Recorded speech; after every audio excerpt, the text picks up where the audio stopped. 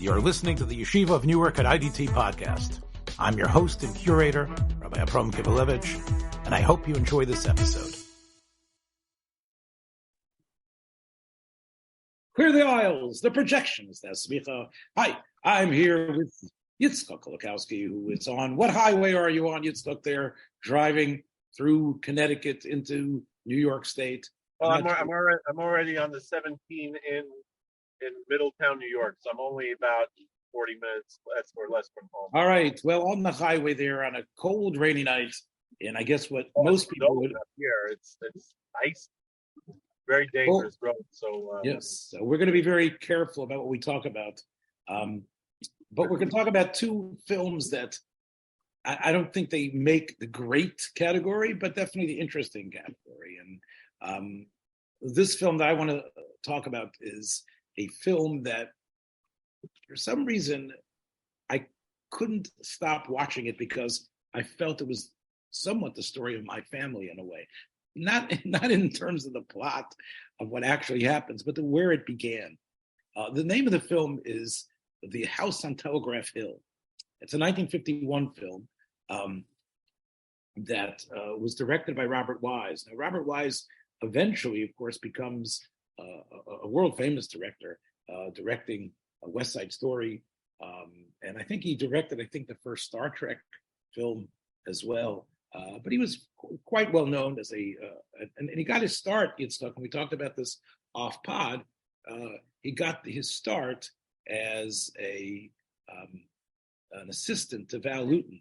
He was the assistant director to Val Lewton, who is one of both of our favorites, as somebody who knew how to make greatness out of what you would call scraps of it would seem of scraps that didn't seem to go together at all. Somehow Val Lewton was able to turn them into really classic films. So Robert Wise was able to cut his teeth with Val Lewton, and eventually, of course, I think most people know more about Robert Wise than Val Lewton does. This film, I think, owes a lot to Val Lewton's sense of the mystery and especially of sort of fooling you about what the story is really about.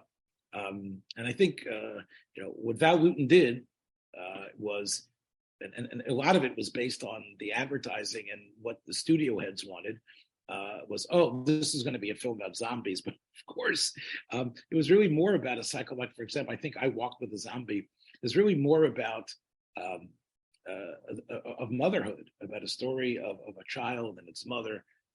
Even Cat People, which I think is probably the most famous film that Val Lewton made, is a much different film than what you think. It really isn't about. It really is about lust. It's about desire.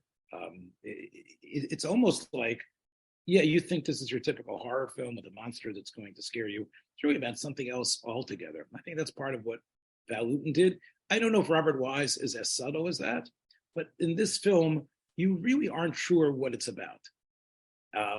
It starts, and this is the reason why it has a connection to my life and my family.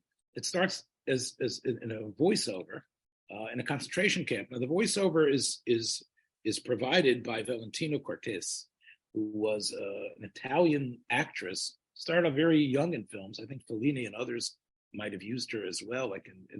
And she had somewhat of a career in Hollywood and Italian films. She's the star of the film, and she narrates it, and she starts it in a concentration camp. Now, we've talked about what was the first film that ever showed the horrors of the concentration camps. Some people tell you it's Justice in Nuremberg. That might be. There were definitely films that mention concentration camps, and some of them mention Jews going there. What's interesting is the first 7 or 8, 9 minutes of this film that are happening, in the concentration camp and the DP camp, there's not one mention of the fact that it's mostly Jews, and it would be a Jew. She plays Victoria Kolelska, who has taken over Karen Derkova's identity. Let me explain how that happens. She's in a concentration camp, and her husband has been shot and killed. She's been sent to this camp where they're starving and fighting over everything. The guards are terribly sadistic to them, hitting them and beating them. And this woman, Karen, who she has taken under her wing, has told her everything about herself, including the fact that her son was sent away to America and is living by a very rich relative in San Francisco, a Polish woman of noble extraction who was able to save herself, who's been living in San Francisco, and she sent her son there when he was just an infant. Well, Karen dies, and Victoria decides to live her life. She has nothing to live for, but she knows there's money and there's a child, and she decides to use her papers when she is debriefed by the Americans who liberate them. Now, let me just stop here for a second. Again, it's 1951. You would think the Jews you wouldn't be scared to mention the fact the concentration camps were for the Jews. They weren't for your standard Polish citizen. Now, it's true, in the 1940s, a number of Hollywood films talked about the fascists persecuting the freedom fighters from the Poles. But the average Polish woman would not have been in a concentration camp. The average Polish woman would have been, would have lived under the Nazi rule, but she wouldn't have been sent to a camp. And it's interesting how, again, this film refused to use as its characters clearly the Jewish story. But this was a Jewish story without there being any mention of any character being Jewish at all. So it's not that she was a Jew, but the movie didn't say it. She was clearly a Christian. She was clearly the name. Even the son that was sent away was called Christopher. But I thought it was interesting. This might be the first film that had images of what a concentration camp might have been like, and the desperation of a DP camp, and what that was like. In the DP camp, the Victoria, who's now masquerading as Karen, is able to send a cable to the relatives. Again, it seems like the last time old rich Aunt Sophie has seen her was many, many years ago. And she's similar enough looking to the woman that she was protecting who died that she felt she could pass her way off as as Karen.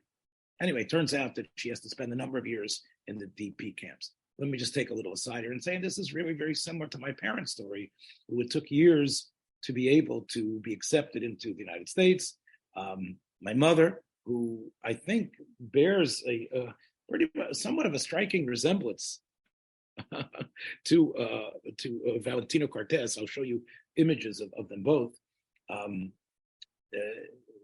Also, as I told you before off pod, she came into America as herself, but actually as a Polish citizen, as Bella Portnoy, but as Bella Portnoy, not Bella Portnoy, who was a captain in the Russian army, who had gone to medical school in Moscow, but as some Polish citizen who didn't have any papers. So the records of her being a Russian woman were gone because she entered the United States as a Polish refugee, not as a Russian woman. Suffice to say that isn't much of a secret, but in this film, she sort of struggles with the fact that maybe she has stolen, even though Karen is dead, she perhaps has no right to the life that Karen would have had she lived. And it is quite a life, because it turns out that Sophie has died, and she died an incredibly wealthy woman living in this incredible mansion on Telegraph Hill, overlooking the San Francisco Bay. And that is what eventually brings her to San Francisco. Of course, she doesn't just get to San Francisco by herself. Originally, she is met by a person who is the guardian of her son. And in many ways, the guardian and the person who is sort of taking care of this incredible amount of money, which he won't own, but Aunt Sophie has left it not to Karen, but has left it to Karen's child. So therefore, the child is this 9-year-old boy is the one who will inherit this incredible wealth and this beautiful house. And who she meets, who's the guardian, that is Richard Basehart. Remember a couple of, I think it might have been a year or two ago or a year or so ago, I think we highlighted a film that Basart was in that I thought was really wonderful. It was called Tension, with Audrey Trotter and Sid Charisse, where Basart basically plays, if you remember, sort of like a double role, like a mild-mannered, like nebbish, who like takes on a certain persona of himself as being this tough guy who could go, and someone like a killer persona. Basart sort of does a similar job here. That was in 1950, Tension. In 1951 here, you sort of don't know what's really going on with him. It's sort of like Charles Boyer a little bit in Gaslight. He has charm. He has a certain amount of gravitas and presence. And, he talks very openly about the pain of poverty. And yet you sort of get the feeling that he actually does love this woman, this refugee woman. He wines and dines her. He allows her to on the expense account of the estate to buy beautiful clothes, and gives her they eventually get married, and they come back to San Francisco, to this house, and she meets this boy who is not really her son, but is dressed up in a Cub Scout uniform, being tended to by, we talked about this a couple of weeks ago. I think last week I talked about Dame Judith Anderson. There's a Dame Judith Anderson sort of person, the governess who's been taking care of the boy, and Faye Baker, who plays this governess, sort of plays her with the same sort of like sense of possible, is she cruel? What is she really? What evil machinations does she have? So it's basically, the movie is sort of in a way, a little bit of a pastiche of Gaslight, of Rebecca. But what I thought really was interesting was that it has, it had that concentration camp aspect to it. This idea that she herself isn't just some sort of waif like Joan Fontaine was in Rebecca, but actually she was in a way carrying guilt herself. I see when I go onto the IMDb website, I see there's actually 5 different writers that worked on this plot, because it was sort of like a sort of little Frankenstein monster of a little bit of everything in it. There's a lot of beautiful shots of San Francisco. San Francisco, I think, if you remember, I recommended a film a number of months ago called Gentleman Jim, which was also, and you really get a sense of what San Francisco was like in the 1950s. It doesn't have the lush color of Vertigo, which is also set in San Francisco in that area. And it's nothing like, it doesn't have the frenetic energy of, and the very famous chase scene going down those incredible hills in San Francisco. But those hills are present here, and there is a pretty scary scene where, like your typical, her brakes have been cut, and Valentino Cortez is driving. Obviously it's projected on the screen, but it does give you somewhat of the image of the fear of a car out of control in a scary San Francisco street. I should also mention, by the way, I think a similar thing was done in What's Up, Doc, Peter Bogdanovich's film with Barbra Streisand and Ryan O'Neal. You also, I think, I have going down the San Francisco roads. So San Francisco, I think, is highlighted very nicely. And you definitely are a little bit wondering, perhaps she, as a concentration camp survivor, is obsessing. And maybe she is haunted, and therefore she can't really trust anyone. And maybe Richard Basart's just a very decent guy. There is another actor in the film, sort of to make it into a triangle. And that is, you might have heard of this actor. It's called William Lundigan. William Lundigan, a big tall fellow who plays, in these ridiculous coincidences. He was the major who debriefed her in the DP camp, and he also happens to be a lawyer who works in San Francisco and has never been really good friends with Basart's character. Interesting, again, the names of the characters.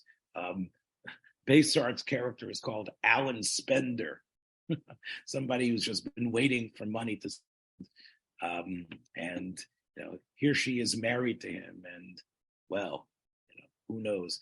There's the usual Hollywood codes here. They don't ever sleep together in the same bed, but clearly you get a sense of how he's using her, and does he really love her? Does he really care for her?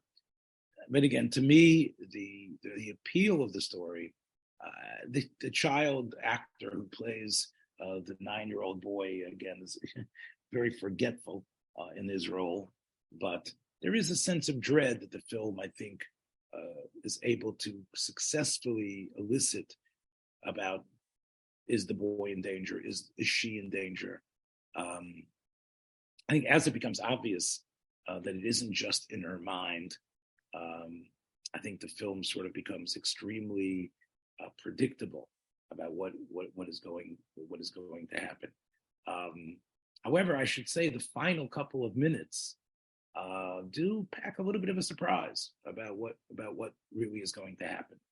And I would say that although Victoria Cortez does a very fine job carrying the film, I think Baysart really is able to convey pathos.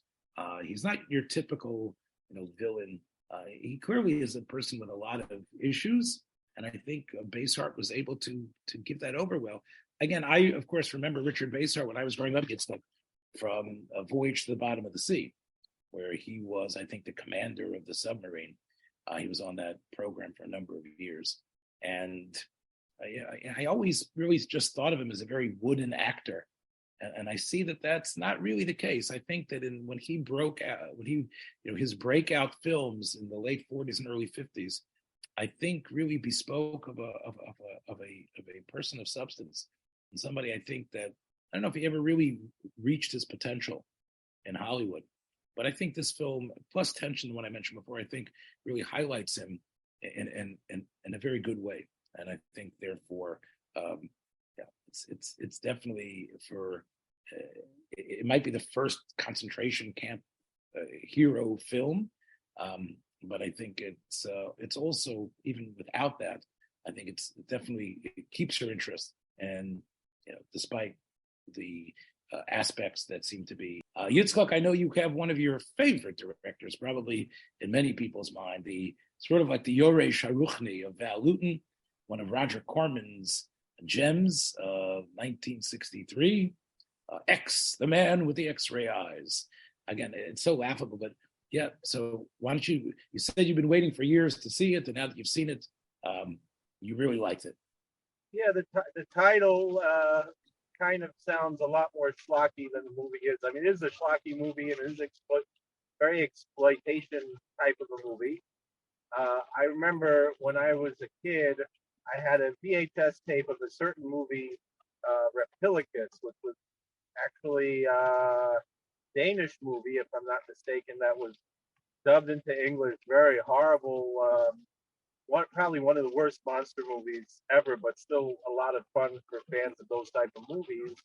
And there were previews for several movies in the before or after. I think it was before that movie. And one of the movies was this one, X, the man with the X-ray eyes. And I never had an opportunity to see it. I had a book on the history of science fiction movies, I believe by Jeff Roven, which sounds like a Jewish name.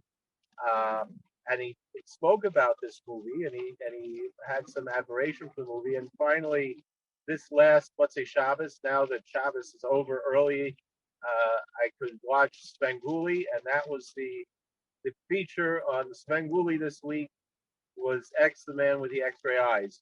What I knew Ray Milland was the main role, Dr. Xavier, who, I mean, the beginning of the movie is rather hokey and formulaic and just what you're used to with these type of mad scientist movies, about a scientist who is breaking all the rules. He's experimenting on himself, which is something you're never supposed to do.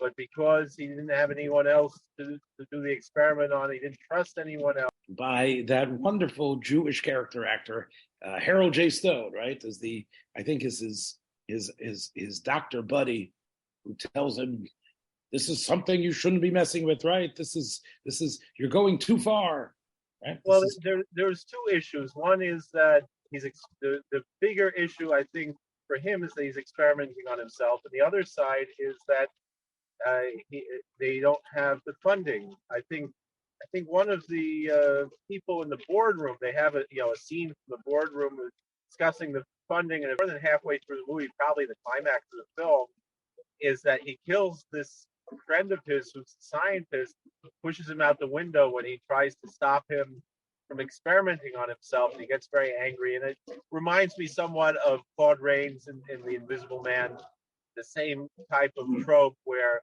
scientist is experimenting on himself. And it drives him mad, the new power that he has. So, I mean, there's some, silly scenes where he goes to a party and he's able to see everyone naked, and how comments that he makes about that, things like that. But then, and obviously, I mean, let's talk about a little bit about Ray Milland. Ray Milland sort of, he almost had a career as a matinee idol, and yet, he always had that sense of menace about him. As a very young actor, he sort of played sort of the playboy role. But I think, even in the mid 40s, of course, his Oscar vehicle, The Lost Weekend, I don't think he was ever able to sustain that. He's just like a Cary Grant, good looking fellow with a sort of an English accent. He ended up, I think he pushed himself towards sort of, in Dial M for Murder, having him as this, extremely brilliant but ruthless killer, but he was still, in a way, part of the old Hollywood. But I think in the '60s, instead of sort of like, hosting television shows as I'm an old Hollywood movie star, he ended up making these hokey type of films, right? I mean, I think he made this film with Rosie Greer called The Guy with Two Heads, right? The Man with Two Heads, right? Yeah. That was already in the '70s that he made that one, right? And but I think in general he did not age gracefully as, like, let's say Walter Pidgeon or Gregory Peck did, like at the end of their career, like trying to take sort of like supporting back roles. He really threw himself into schlock. And again, I think in the '70s it was much worse. He was in that one, The Man with Two Heads, and he was also in Frogs, where he plays just this old southern plantation owner who's just killing frogs and snakes and alligators for no reason, and then they wind up. They're not giants or monsters or anything, but they wind up attacking him and I think killing him at the end of the movie. And it's just it's a very plotting and depressing type of movie, the Frogs movie. This one, right, and I think Milland sported a toupee pretty much in his even in his 40s and 50s. But I remember a number of films he made, like he was like this old bald guy, like he really I guess he was desperate for the money. Like he played very grotesque characters in his career. Cary Grant, who was obviously much wealthier and much more popular, he just said, okay, I'm finished. If you want me to come to the Kennedy Center, I'll come. But Milland just kept on playing roles there. I remember him in Love Story, where he plays Ryan O'Neal's dad, who completely dismisses, of course, Ali McGraw's character, he didn't mind being nasty. I also think he was mailing it in. But you're telling me that in X he still gives a pretty solid performance, right? He isn't just mailing in his lines. Well, I think he's talented enough that even when he mails it in, he sounds, just like you said, he had that somewhat of an accent, and it was definitely better than Frogs. It was maybe on par with another movie he made around in the '60s called, which was a very violent and pretty shocking movie, as this one really kind of was for that time. It was a movie called The Panic in Year Zero. That Yeah, was, I think, also mentioned in that in as the preview for that movie was also on a tape that I'd seen. And again, I had seen Panic in the Year Zero a few years ago. I only really had the stomach to watch it once. This one, I would be willing to. Panic in Year Zero again seems like it's about 5 or 6 years too late. It's really a film about nuclear war, and again, it was made right after Failsafe and Doctor Strangelove. But this is a film about a Los Angeles family that has to deal with the fact that a nuclear explosion has just destroyed Los Angeles, right? Right, and they deal with marauding gangs and rapists, and it's really really quite horrific. And the one scene where Milan's daughter gets raped by the gang, and then he kills the rapists, and it's really quite shocking. Obviously, they don't show rape, but it's more than just hinted to. It's very obvious what happened in that movie. Uh, Yeah, I think Frankie Avalon is in that film yeah, playing Frankie Avalon's in that movie playing Ray Milland's son. But again, it's weird because of course Ray Milland himself directed that film, right. and but he was in that film at least he's like a Jimmy Stewart, American Dad, um, with a lot more edge to him, I guess. Yeah, I mean he's not afraid to take revenge, to kill people, to recognize the society is falling apart, but then he's still looking forward to a day when things will be better. This movie, the man with X-ray eyes, after he kills his friend, really takes a very sharp turn. He has to run away and hide because he's wanted for murder. So he winds up joining a circus, and he's doing a mind reading act, and he's blindfolded, and nobody knows how does he know all these things. And the carney there is Don Rickles. So this is more than halfway, maybe even 2/3 of the movie. Don Rickles comes out, and he really, I think, steals the show. Uh, I understand that they were both Milland and Rickles were once on Johnny Carson's show at the same night, and Milland was saying, everyone knows what a great comedian that Rickles is, but they didn't know what a great dramatic actor he is. And I think they actually appeared in more than one film together.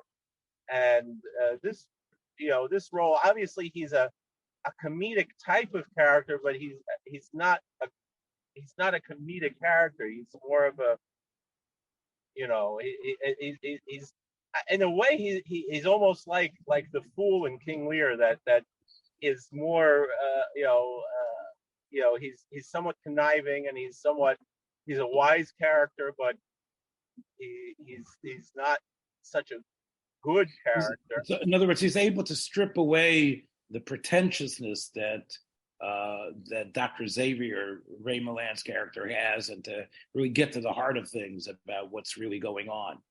Yeah, How, so how, the thing that really gets me, that really grabbed me in this movie was, first of all, like there's there's a point that's brought out, like, and it's not really even intentional, that Rickles says, if he had this power to see through things, he would just look at all the undressed women that his poor eyes could handle. I think that's realizing the importance of Shmir Sinayim, is that after a while a person gets they lose the excitement, and that his poor eyes, that those words that his poor eyes could handle, really brought out, yeah, I think, a little bit of unintentional musser. But then the other thing that reminds me again, this, by the way, is one of the ideas of when we talk about being titillated by what's not there, right? By the striptease. The whole idea of the striptease is that right. But if you see everything, right? If you end up having X-ray eyes, so the idea of a coquettish, alluring person, right? The dance of the seven veils. It's all about, you see, now I'm going to reveal it. You didn't see it up until now, but now you're able to see something. But if you have X-ray eyes, then you basically always see through everything. Eventually, it's like in a nudist colony where you don't really care. Where eventually, okay.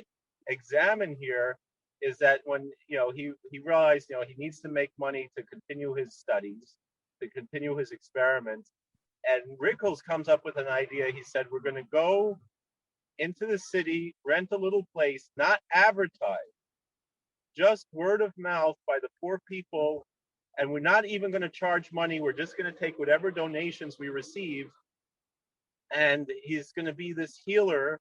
And it's the same like you'd have a makubal or a rebbe that has that, like there was one rebbe who was he was friends with Jackie Gleason, one Hasidic rebbe who was known to be a charlatan, and he had his gaba listening to the intercom. He had an intercom playing when the gaba was talking to people, and people bought into it. And the same thing here. It was he was providing something real, and he was helping people.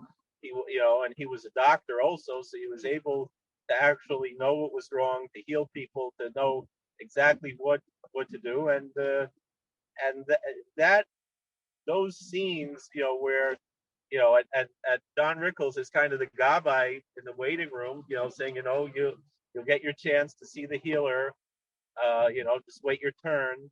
And all these people would come, but then when they realized who he was, and the police were after him, like you said, at the end he winds up at a tent revival. Corman Corman is still alive. He's a lapsed Catholic, but here you have an evangelical, very like Southern Baptist type of Protestant tent revival, and they were very talking about how everyone's going to hell, and it was a very extreme type of thing that you probably wouldn't hear in a lot of churches today, as even the evangelical churches have gotten rather liberal, and they don't like to talk about heavy subjects like that. You're more likely to hear just something friendly from Joel Osteen about feeling good about yourself and thinking the power of positive thinking and things like that. And this this fellow, he's saying, how he's the doctor Xavier, he's talking about how he sees heaven and hell, and he sees darkness, and he sees light. And the preacher says, you're tempted by the devil. And then he quotes a passage from the Christian books they call the New Testament. And he says, if your eye offends thee, pluck it out. And then all the people in the church start saying, pluck it out, pluck it out. So he takes off his sunglasses. He shows that his eyes are glowing yellow, looking really weird. And he plucks out his eyes, and it's just plain black, not bloody or gory. And that's how the movie ends. Now, Svengoolie mentioned that there's an urban legend or something that actually Stephen King suggested, was that the original way that the story was written was that after he plucks out his eyes, Ray Milland screams out, "I can still see." And that the censors, for some reason, took that out of the movie because it would be too shocking. But Corman said that there was never such a line, and you leave it to Stephen King to rewrite one of his movies, and maybe make it. Look, I think it's some of the stills and some of the stuff that you can see about this film on YouTube and others. Corman shot it in very crisp color. It's not just one of these Plan 9 from outer space. It actually does have a very nice, vivid, modern look to it. And I think, especially that most of the movies that he was doing at that time in color were Gothic movies. So they were and they were very good, most of them, except for the terror was the only one that was totally nonsensical and ridiculous, and it still kind of looked pretty interesting. But it was a different type of. Those were all dark and the castles and very gothic looking. This was a modern contemporary movie. You don't really get an idea which city this is taking place in. Probably somewhere in New York City. And horror stories, morality stories. I think these are, as you say, tropes that you have to be able to bring it out in a way that is novel and different. The fact that the film has sort of like in your mind kept its vitality over 60 years, I think, really attests to something. And I'm always happy to give Rickles a plug because, despite the fact that he's the king of Einos Dvorim, the king of the insult comic, when you hear him talk about his life and especially his connection to Judaism, you have to be very moved. When he talks about going to his father's kever, when he talks about saying Kaddish, even when he speaks in some of his jokes on the old Carson show, when he talks about what Rosh Hashanah is and other Yom Tovim, he does it in a way that is not dismissive. Believe me, if you gather his jokes about being Jewish, they're very funny. But I think I think he had an adulation and a respect for Judaism, and God gave him, really, despite what you would call his bitter disposition. God gave him tremendous arichos yomim and a seichel really till very much the end. So I think he ended up outliving so many of his contemporaries, the Shecky Greens and the Soupy Sales and Buddy Hackett's and others, that he's around with, or even Tim Conway. But I'm always happy to say it again. We used to always talk about vintage TV. You can find Rickles almost everywhere, as we've spoken about. It's nice to mention a film where good sense to use Rickles, where you can make use of his sort of sweaty personality to keep the trajectory of the film going. And it sounds like, as that Carney character, Corman really did a good job in terms of picking the right guy for the job. Robert Wise, who zeroed in on Valentino Cortez, I think also was a wonderful choice. She really, I think, does convey the sense of someone who has been through hell and who carries within them sort of a guilt and fear. You could have really gone with Wise probably could have gotten other actresses. It could have been Ingrid Bergman or someone, but I think he went with someone who wasn't necessarily a knockdown gorgeous beauty, but somebody who looked like a real person, who happened to be attractive, but someone was a real person. I think that's part of what good filmmaking is about.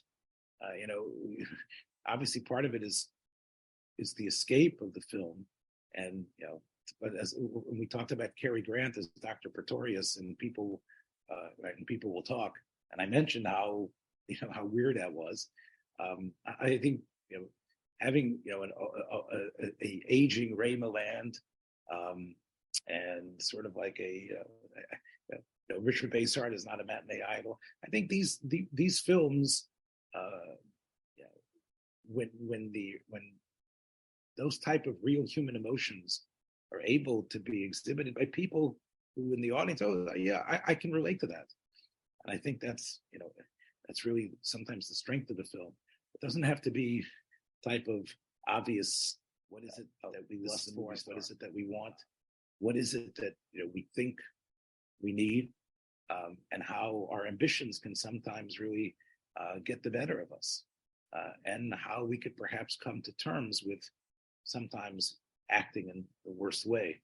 And are you able to recover from that? Are you able to move on from that? And I think that's something that you can contrast. I guess the two leads clearly, as Harold J. Stone tells him, you can't play God. Certain things we have to be happy with our limitations as a human being. I think that's part of what perhaps both films sort of, let us know that our limitations are something we can live with, we can embrace, and we can move on, and there's possibilities. So that's about it, my friends. We'll check in. Watch your step, please, on the way out. We'll catch you again next time.